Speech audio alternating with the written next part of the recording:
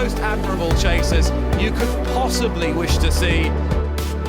Welcome to the Racehour podcast in association with Bet365, the home of the position payout. I'm Rory Jiwani, and thanks for joining us for our last preview podcast before the festive season. The Christmas meeting takes place at Cheltenham on Friday and Saturday, and we'll be looking ahead to 5 races on Saturday's card, all of which will be screened live on ITV. I say the last one before the festive season. We will have one before all the action on Boxing Day, of course, including the King George. With me to mark your card are the Three Musketeers. Ed Quigley, who can give us some local knowledge, given he's just down the road from Prestbury Park, and he's in form after Go Dante's win at Sandown last weekend. We've also got Cheltenham Festival winning jockey Paddy Aspell and Bet365 guru Pat Cooney. Couldn't make it 5 wins out 5 for his weekend naps last time, but we're sure he'll be back in the winner's circle soon.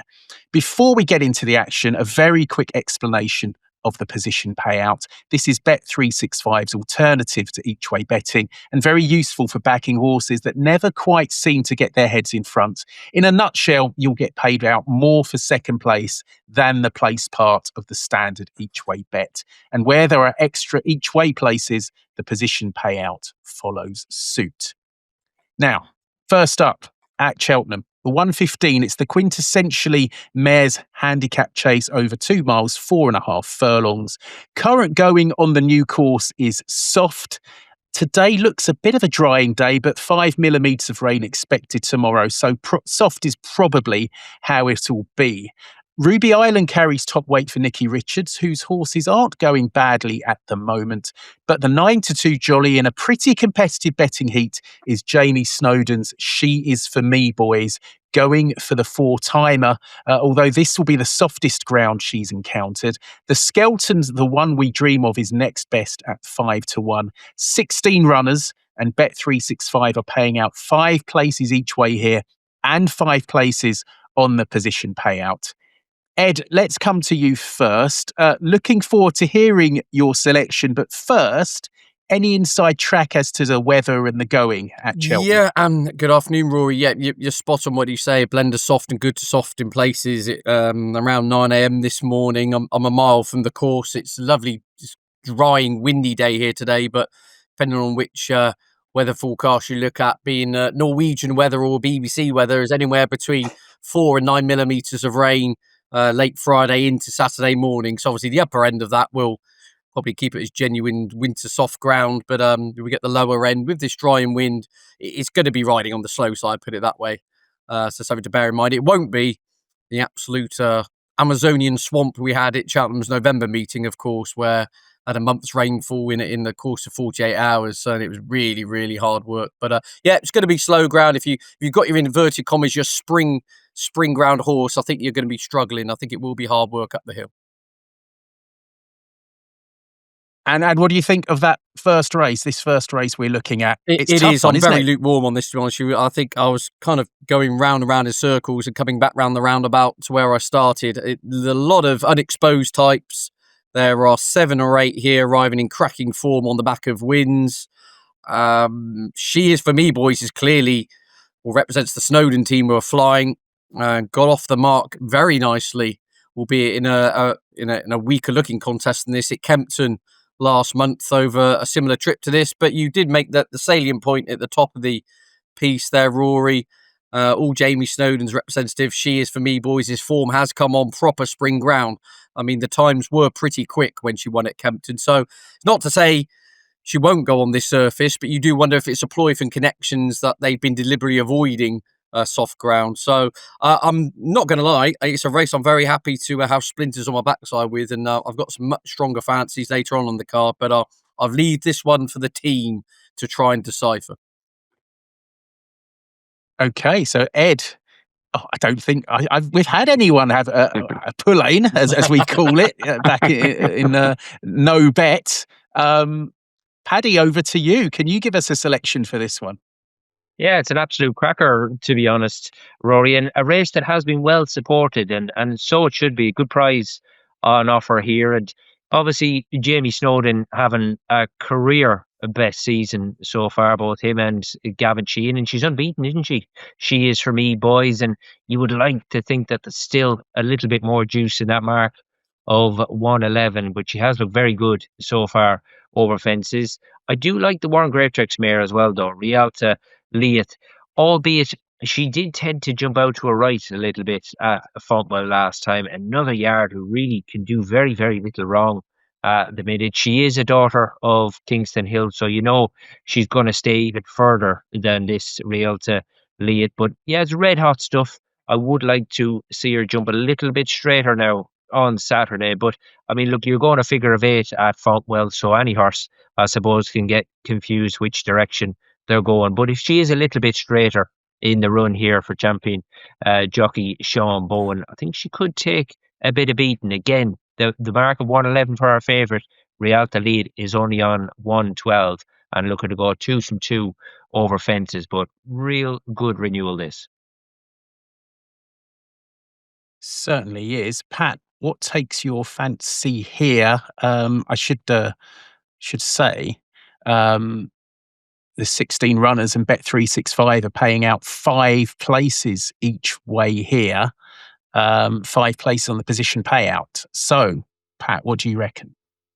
Well, this is an odd one, really. Normally, with a horse with a profile of She Is For Me, boys, with all those ones by its name, you're sort of conditioned on the bookmaking side of the fence to say, this will be over bet. We'd be happy taking this on. But as Ed alluded to there, really the only unknown about her is her ability to handle soft ground. But everything else is in place, stable form. She did jump round really well. She won a point to point. She's rated 111. She's one of those, I think, you get to say March or April and she'll be rated well ahead of 111. If there was good in the ground, I'm sure she'd be even shorter. I think she has to be the selection, really. One that I was trying to fancy a bit maybe was Georgie Girl for Philip Hobson Johnson White stable going well. That's got some sort of a chance, but she was well beaten first time out. I wouldn't be afraid to back a couple each way at fancy prices here. You just touched on the enhanced places. We've had a 33 to 1 winner in 2020, a 22 to 1 winner last year. So we do get the odd surprise result in the race, but I think She Is For Me, boys, is a worthy favourite. And it's one of those, if there was a word good in the ground, it might just be even a 3 to 1 chance. So I'll just work on the basis. Connections know what the ground is and they're happy to run. So some positive words there for the favourite, for Jamie Snowden in our first time, but also Rialta Leith for the bang-in form Warren Greatrex yard. That is Paddy's selection. On to the 150, which is the Support the Hunt Family Fund December Gold Cup Handicap Chase. Also over 2 miles, 4.5 furlongs. Obviously a great cause. I won't need to remind anyone about the tragedy which befell John Hunt's family, but great to see him back on the circuit and on Sky Sports Racing. Only 4 of those that contested last month's Paddy Power Gold Cup lineup here, and only 11 runners, which is a little disappointing. But Bet365 still going 4 places each way and 4 places on the position payout. Gemiron won off a featherweight last year for Venetia Williams. She saddles Marta Tour this time, still waiting for her to get hot this season. Can't be long now, but he's among the outsiders here.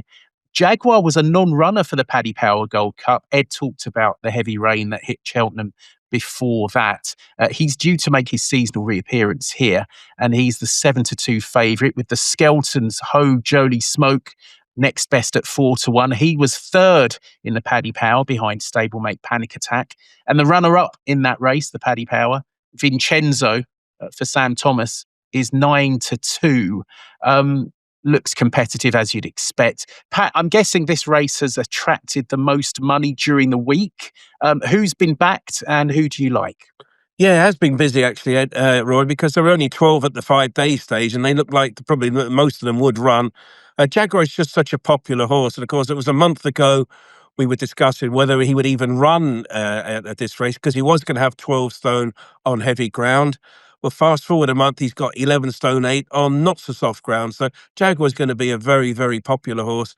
Actually, I was talking to JP McManus that day at Cheltenham, and he said he's a massive horse. He'd have no problem with him carrying weight. He just didn't want him to carry 12 stone plus with the protector and everything first time out. But they did clearly rate the horse. And again, a mark of 148. You could see him ending the season rating above that. I think he'll go off a well-backed favourite for this particular race, even though we've not seen him for 275 days.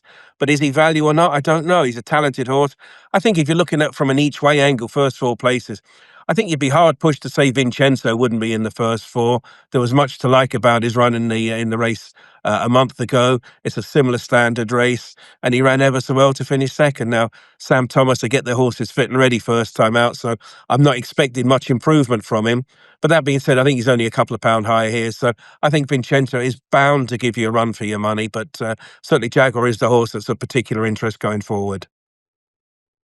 Ed, what do you reckon to this one? December Gold Cup always pretty popular betting heat. Do you like something at a price? I'm gone for an each way play here. I agree with Pat's sentiments. I mean, Jaguar is definitely an individual who it's just a big ask, isn't it? 275 days off the track, first time out. But if there is an individual in here who could springboard perhaps into a Ryanair Chase kind of picture, he hasn't got to improve a great deal to be getting in that kind of ballpark. But Yard aren't flying. Only a couple of winners in the last fortnight. I thought Colonel Harry for Jamie Snowden, he could be in for a big afternoon. A lot of boxes are ticked here. This has also only got £4 for his Grand Sefton win. I think that could be a little bit generous. He's up to 148 here, but I don't think that's going to be a problem in itself. Juice in the ground is imperative. And if you go back to January the 1st, go back to New Year's Day, he was travelling really well coming to 4 out on softer, heavier ground. When he took a tumble, now he got a bad cut in his leg, which resulted in nasty infection, hence why he missed the rest of the season, missed the spring and the festivals. They nearly lost the horse. So speaking to Jamie just before he came back at Aintree last month, they were kind of hopeful of if we could jump round to the top 5 or 6, then great, we've got him back and we can build upon that for the season. And I think they were pleasantly surprised by how well the horse picked up in the closing stages. He was a little bit taken off his feet early on ground that would have been just about soft enough for him at Aintree, but his stamina kicked in. Said he's only got £4 for that. Soft ground here, Yard flying. I'm finding it hard to knock him out the frame, to be honest with you, with a clear round. He's still unexposed. I mean, he's 8 rising 9. He's only had the 10 chase starts. He's not the most robust of individuals, but his CV would tell you when he gets it together, he's very talented. So yeah, it's a race, like naturally, these types of races on Saturday, you can make a case for quite a few. They've all got bits and pieces of form which entitle them to be in the picture. But Jamie also runs Garlaw, Isabel Ryder having a ride in the race, claiming £7. She's a jockey doing really well at the moment, but that does in turn keep the weights down for Colonel Harry to an extent. And so, yeah, I'm with Jamie Snowden's runner each way, Gavin Sheehan riding full of confidence. Yep, Colonel Harry 8-1 at the moment and 4 places each way. That could be a nice each way bet. Paddy, who do you fancy for this one? Yeah, I think there will have been plenty of trainers and jockeys relieved to see a couple of these higher rated horses declared in these big chases on Saturday, Pat, just to keep the weights down. And as Ed rightly mentioned, Galaw, he's 12 stone. The next one in is Jaguar, 11 stone 8. So it does give a few of these a little bit more of a chance. I think Jaguar has become a real talking horse, hasn't he? And he has proven in the past that he can go well fresh after a bit of a layoff. He's a big, huge unit. He definitely won't want to see the rain coming, that's for sure. But he's 2 from 2 here at Cheltenham. He's a very difficult horse to knock, very, very classy, and still looks a bit rough around the edges, despite being about to turn a 7-year-old. But I think I'm with Pat Cooney here. I think he's bang on with Vincenzo, because Sam Thomas, if you look at his winners to runners ratio, he just doesn't run horses for days out. You know, he makes things count. And since Dylan Johnson has got on this horse, he's not finished out of the 2. He's run some huge races, and obviously that return run behind Panic Attack has received a huge boost, hasn't it? Still very early days for this chap over fences as well, just the 5 starts, and he has hit the money in a couple of starts around Cheltenham as well. So I think he's got plenty in his favour here. You know what you're going to get from one or two of these. I mean, Holy Smoke, he's going to be ridden to pick up the pieces here to see if he can hit the frame off 10 stone 5. And Kim Rock, only a 5-year-old, the baby Joseph's gelding, he is very lightly raced over fences as well. So I think we've got a good renewal here, but the fact that Galaw turns up just brings a few more of these into it weight wise. But I'm with Pat Cooney here and Vincenzo. I think both Dylan Johnson and Sam Thomas, they've got very little wrong so far this season. Yeah, of course, echo that point on the second and third in that Paddy Power. Obviously, Panic Attack going out and winning the Coral Gold Cup, the old Hennessy. That could not have been a bit better form boost.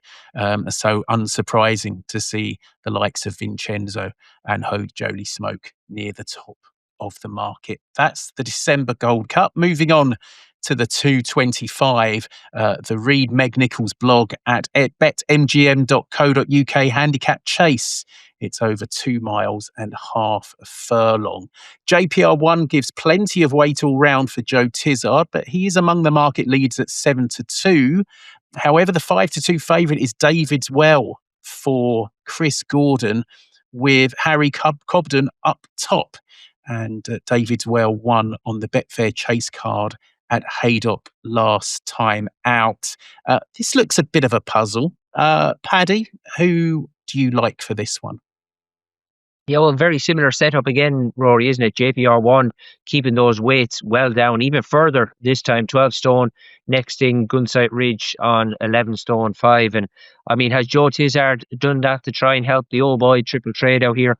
I don't know. Can all remember Triple Trade? Remember he was going to win that Arkle trial a few years back when he stumbled badly, but he looked like a horse who was going to do really well round the track. He has won on a couple of occasions, but he's a little bit of an underachiever for me, Triple Trade, considering he's a big strapping chasing type, but he does come here off the back of a win. But I thought this was an interesting one because despite David's Well having undeservedly gone rapidly up in the ratings, he's up to 128 here, and he did manage to make it 3-3 over fences on that huge big day for both Chris Gordon and Freddie Gordon at Haydock 3 weeks ago. Harry Cobden is doing the riding this time. Looks like a horse who's got an awful amount of ability, and I definitely think we're yet to see anywhere near his ceiling. But I think there's going to be a bit of pace on here, and I just wonder if James Williams, his 5-year-old Excelero, who went off pretty quick last time, but he managed to see the job out nicely. This is much deeper water today, but both Kieran Gettings has been in red hot form in recent weeks, and I just wonder if he could he's not going to get away on the front end here in a competitive 2-mile Cheltenham chase, but if he could get into a rhythm, and just being a 5-year-old with only 10 stone 3 on his back, he might just take a bit of pegging back, this fella. That is, if he can get a little bit of peace and quiet up front and doesn't set it up for a closer. So I'm going to go Excelero here for me and continue what has been a fabulous 4 weeks for the man on top, Kieran Gettings.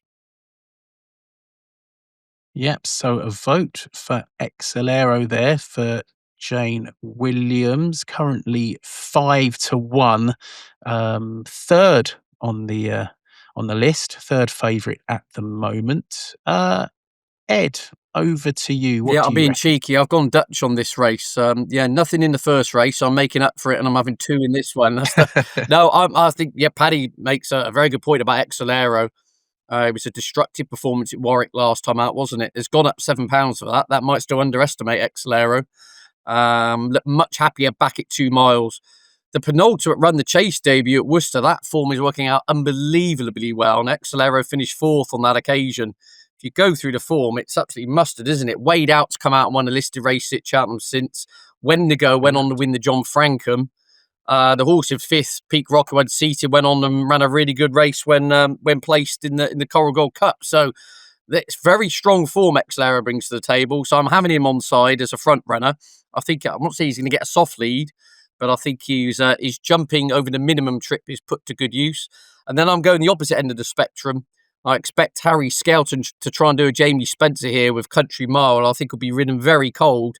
But this is an unexposed sort who should have a lot more to come. You know, he was well tried last season as a hurdler, ran in lots of graded races, including a grade 1 at Aintree. Just came up short at the very top level over hurdles, but he's run 2 nice races in defeat over fences so far. And I think he will be ridden patiently, where there could be a lot of pace on here. Triple Tray, JPR1 likes to go forward over this trip. This could be run at a really good clip. And so I want to have a front runner and a hold-up performer as well. David's Well is the horse, of course, seeking a 4-timer. Amazing to think he was winning at Leicester off 106. Here he is at Cheltenham, £22 higher. But he can do little wrong. Cobden's booked, so he's bound to be popular. But yeah, I'm going 2. I'm being greedy. Country Mile and Excelero both win only. I like both their claims. I like this to go to one of more the unexposed types in here. So that's another vote for Excelero and a mention there for Country Mile. Pat, what do you think? Another vote for Excelero? Yeah, well, I think he'll be in front jumping the first, that's for sure. He was quite impressive last time, wasn't he? But I keep coming back to Dave as well. He's got that improving profile, hasn't he? And so many trainers have said to me in recent weeks that, oh, if Harry Cobden's riding one, if he's in front, oh, not Harry with an uncontested lead. I would imagine Dave as well would be going pretty forward here. I think it'd have to be my selection. I'd find it hard to think JPR1 could give, a stone and 11 to either Excelero and Davidswell and or both. So I'd rule him out. He's going to run okay. I was trying to fancy Gunsight Ridge all morning. If there was a veterans race over 2 miles, then he'd be your boy. But sadly, they don't do veterans races over that trip. He's talented enough. The mercurial Sean Bowen aboard. Maybe he'll let them all get on with it up front and close and give it a peach of a ride. But I kept coming back to Davidswell. I think Harry Cobden, 10 stone 3. It is, as you say, it's amazing. I think he was off 106 a few races ago, but I think he merits the step up. This is going to be a hard task for him. I just keep coming back to him, but it's going to be pretty wild going to the first couple anyway. Yep, should be an exciting race over the minimum trip there at 2:25. Moving on to the penultimate race of the card at 3:00. It's the Grade 2 Albert Bartlett Bristol Novices Hurdle over 3 miles. French raider Jet Blue won this last year, but was only 9th in the Albert Bartlett proper at the festival. The last horse to win this and follow up at the festival was Kilbricken Storm for the Tizzards in 2017. 2 years before that, You Know What I Mean, Harry did the same for Harry Fry. Interesting race this. Conman John gives £3 to most of his rivals, but he's the even money favourite for Lucinda Russell and Michael Scudamore. They Call Me Hugo is next best for Ollie Murphy at 7-2. Obviously, novice hurdle. I suspect the market will be instructive here. Ed, what do you reckon? Conman John's going to be very popular. I've noticed he's tightened up throughout the course of the week. I'm sure Pat will be able to shed a bit more light on that, but I'm sure he was around 7-4 or thereabouts when this market was first formed. He's into around even money now. I'm going to take Conman John on here. Look, it was a destructive performance when he blew away the field at the October meeting. That was on pretty quick ground. And the form does have real mixed signals coming out of it, doesn't it, to a large extent? I know Great Fleet went and won a 2-mile maiden hurdle at Kelso. I don't know whether that franks an Albert Bartlett trial, if you see what I'm saying. Easy Love, who was third, was absolutely stuffed next time out. Island Bridge was tailed off as well. The only horse in there who's done something for the form is going to be my selection. Now, it is interesting you mentioned Kilbricken Storm because he was trained by the Tizzards. It was Colin back then. Casino de Motte, a fascinating type here. On the face of it, as an uphill task trying to get 20 lengths back with Conman John, but this is going to be much slower ground. This is, of course, switching to Cheltenham's new course. This is the Stayers Hurdle course of distance. Much more a test of stamina. If you stand in the paddock next to Casino de Motte, you're next to kind of Elegant Escape Native River Part 2. This is a big old-fashioned staying chaser. And so I don't think first time out on quick ground on the old course really was his bag. And I don't think it was really his bag at Kempton last time out, where he looked in trouble when sent off favourite, dropping back to 2.5 miles. It was only stamina which kicked in the closing stages, and he galloped to the line. I think he's interesting. I was looking at some of Pat's wonderful supermarkets here. This is a lovely schneidi bet. He's at 10-1 each way in the without Conman John market. in basically a 6-runner heat. I think he'll really improve for this grueling test of stamina here. He's just a relentless galloper. And Conman John could easily go and do it again, but he's got to prove he could do it in a different scenario and on much slower ground. So, Casino de Mott, I think he's 18s in the outright market. So you can get 10s, Bet365 each way without the even money favourite. Yeah, I should mention there are only 7 runners in this, so it is 2 places each way. But Ed's there flagging up a bet without the favourite there for Casino de Mott. And if what you say is about him is true, 18-1 could be quite that's a a big bit silly in price. itself, to be honest with you, Rory. As I say, I think first time out, you look at him, he's a big, gross individual, clearly needed the run like a lot of Tizzards have done. And then he won round Kempton, which wouldn't have been his track. So we shall see. But the Yard do have a good record in this race, as you pointed out. Rock Point won it for the Tizzards the following year after Kilbrook and Storm. Flight Leaders won it for them. So it's a race they tend to target. So I'd imagine they've got a good ballpark of what type of horse it is that's needed to do this. And ultimately, you need Dower Stayers to win an Albert Bartlett trial. Certainly do. Pat, Ed mentioned the money during the week for Conman John, but might be some late money for something unexposed here, perhaps? Yeah, I agree with that. He was 7-4 at the start of the week, and he was 33 for the Albert Bartlett, and we've laid that and 25, and he's now 20-1, if that floats your boat. He's got to give £3 away to his rivals. Evans, the price wouldn't thrill me, Evans, but I just think he's the now horse. He's achieved more at this stage of his career than the others have at the moment. And I suppose he may well win, but I wouldn't be looking I could open my Racing Post on Saturday morning and find a whole host of horses priced at evens or football matches, for instance, and say they're better value. It's just he's there because he's the now horse. He's got 2 recent runs to his name. He could well be overtaken, certainly by March, certainly by February. He's just that now horse in the race. And from a bookmaking point of view, I think you're just relieved there's not 8 runners in this and it's first 3, because that would really appeal to punters, I'm sure. It's the type of race you could just get him beat and get a surprise result. I certainly wouldn't draw a line through the Tizzard runner at all. But from a bookmaking point of view, we've got a couple of Skeltons, a Tizzard, a Nicky Henderson, an Ollie Murphy, and a Twiston Davis horse, all in our corner, and we're getting evens ourselves. So he's no value. Likely winner, yeah, okay, but value, not for me. But I suppose because he's the now horse, he is the selection. Okay, so Paddy, this does look a bit of a tricky one because of what the guys have said about Conman John. Are you looking to take on the favourite? I think he's pretty solid. I mean, the handicapper has rated him 135 already. He came out of the Rob James school, didn't he, who trained and rode him in his point of points. And I think if you were to give him the ride back again in the Punchestown bumper when Lucinda brought him over, I think he'd like another go at it, because you'd have thought he'd have known Conman John. He came from the absolute clouds in a very good bumper at the Punchestown Festival, finished 5th. But there's no doubt this horse, now that they've stretched him out, stamina-wise, he looks a fair horse, and I thought a very worthy winner last time, but slightly deeper waters here again this time. He's difficult to go against because he is very, very solid. But one thing I did notice was that Harry Skelton gave Carlin Rigg a very nice introduction over hurdles at Chepstow last time. There isn't a great deal of substance to that race, to say it was 38 days ago, but I just liked the way he came home from the back even of the second last to the line. Wasn't knocked around at all, and I thought, he was ridden like a horse with a plan maybe in mind. This is a better race, but I don't think that experience will have been lost on Carlin Rigg. So I might just give him a chance here to step forward, and he's going to have to step forward from that Chepstow effort, but he could well do. Yeah, that's Carlin Rigg in the Highclere Racing colours for the Skeltons, currently 7-1 by the looks of it. So plenty of opposition to the favourite in that Albert Bartlett Bristol Novices Hurdle. On to the lucky last at Cheltenham. It's the 3:35, the download, the BetMGM Mares Handicap Hurdle, can say it properly, over 2 miles and 4 furlongs.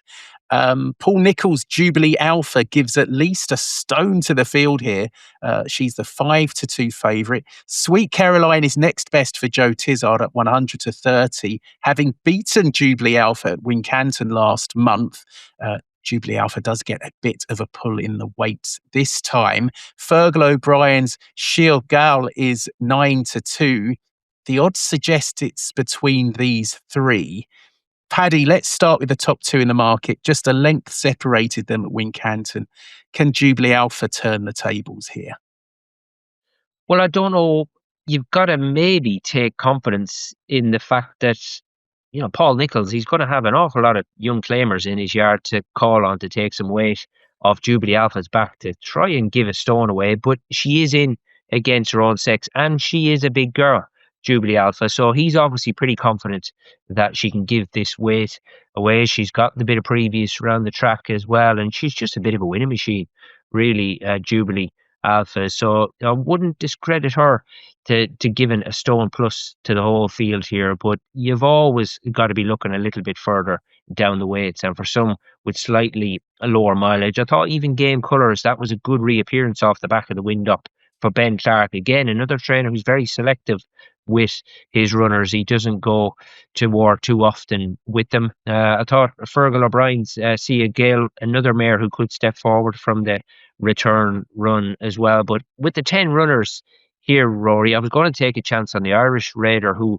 although she's £2 out the weights, and Lagoon Nebula, she got the job done here the last time we seen her over hurdles. Landed a few nice bets for the very shrewd Andy Kinnairns. I can see why he's popped the hood on her. She can just go with the old choke out at times. She had a bit of a pipe opener on the level 70 days ago. He's booked Sam Twiston Davis here for the ride, and although she's going to have to improve a fair bit on what we've seen, at least one thing we have seen is that she handles the track.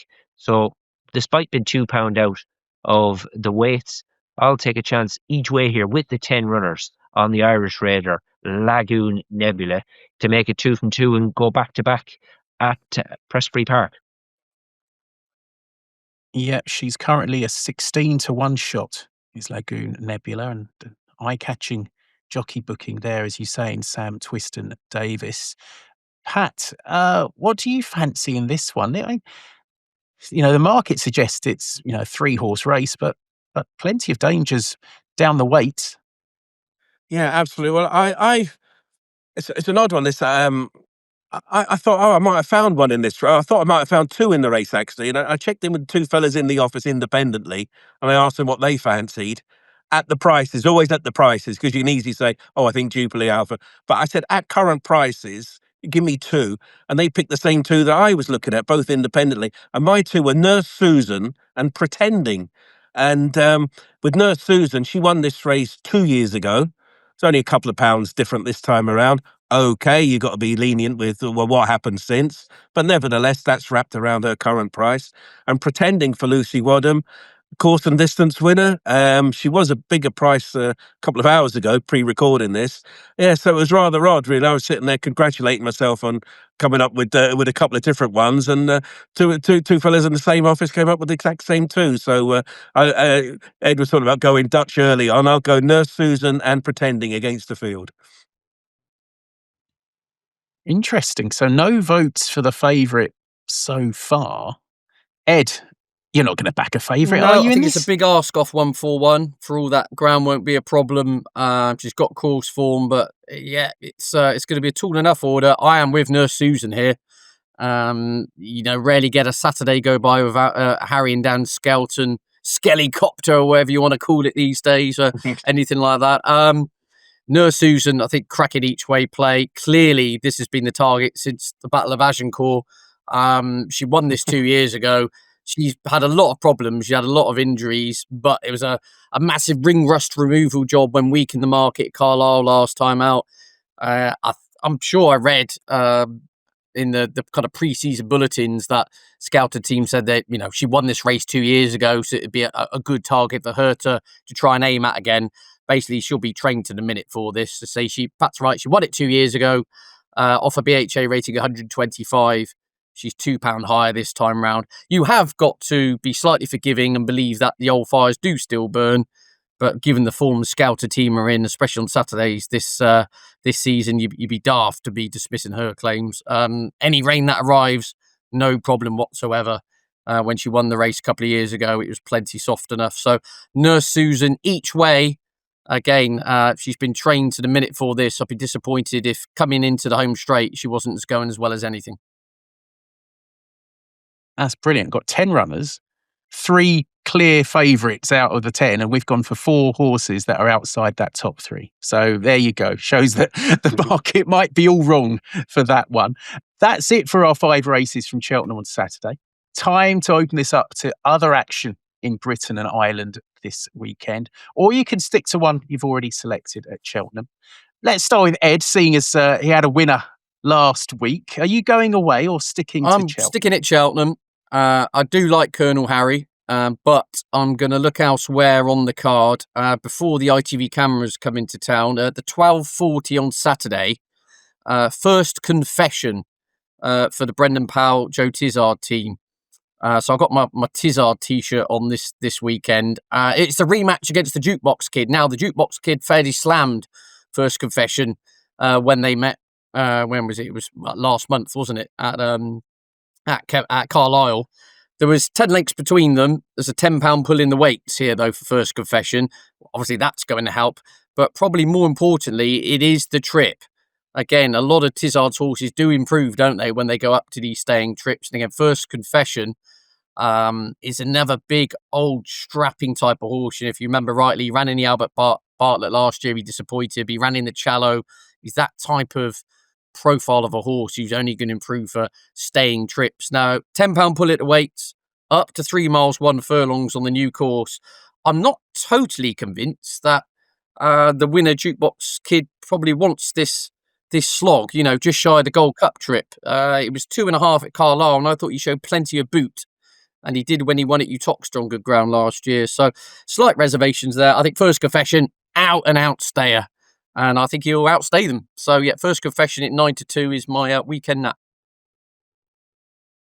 There you go. So, Ed, staying at Cheltenham, but going for one earlier on the card. Pat, a temporary blip last weekend.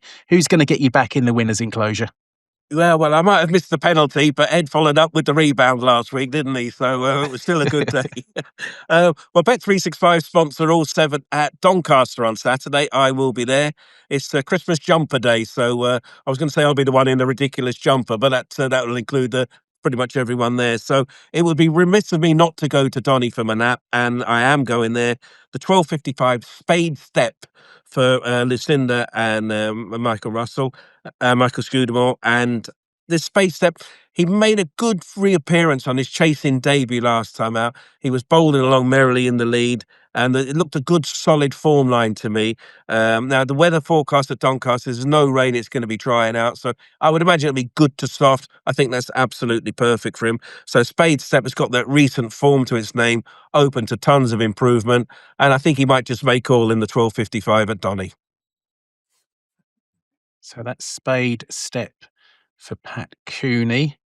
Finally to Paddy. What's your nap of the weekend? Well, I was going to stay loyal to the Sam Thomas horse here, Rory, in Vincenzo. It is a red hot renewal, but I think if that predicted or forecast range, should I say, arrives, that's going to go against Jaguar with 11 stone 8 on his back, and still such early days for Vincenzo over fences. But if I was going to give you an absolute certainty on Saturday, Rory, I would just sign off by telling all the listeners and viewers that Gary Moore will definitely win the first at Lingfield on Saturday, and that is an absolute certainty because there's 3 runners in the beginner's chase, and Gary's got a very strong hand. He's got all 3 of the runners. Goodness me. Are you going to pick one of them? I won't be any braver to nail my colours to that mast, but he'll definitely be involved. God, just hope all three. It's a beginner's chase, so let's just hope all three, well, at least two of them, one of them, well, hopefully all three make it round. So yes, sticking with Vincenzo, Paddy, great stuff. Thank you once again to all three of you, Ed Quigley, Paddy Aspell and Pat Cooney. That's it for this week's Racehour podcast in association with Bet365, the home of the position payout. I'm Rory Jiwani. Thanks for your company. As I said at the start of the show, we're having next week off, but we'll be back to preview the best of the action on Boxing Day or St. Stephen's Day, if you prefer, including, of course, the King George VI chase at Kempton. Good luck with your bets and see you again soon. Relentless, remorseless, and pounding Cordon Star into submission.